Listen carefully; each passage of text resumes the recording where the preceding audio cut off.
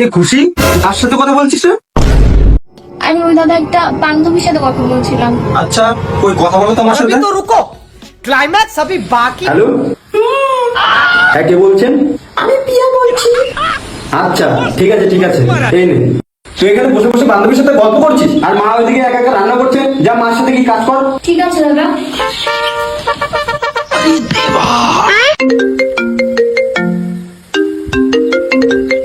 নতুন নাম্বার থেকে কল আসছে।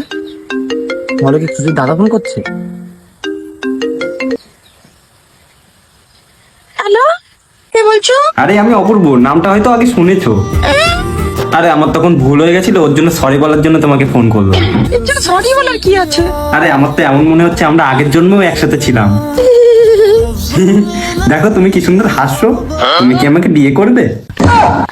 আরে পালে কোনটা আপনার হাতে পড়লাম রে। কাজ করি, একটা বুদ্ধি লাগাই। আরে পিয়া, তুই কার সাথে কথা বলছিস? ওই দিদিকে আমার সাথে কথা বলা। এই না দাদা। হ্যালো, হ্যালো, আজকে আমি রিয়া বলছি।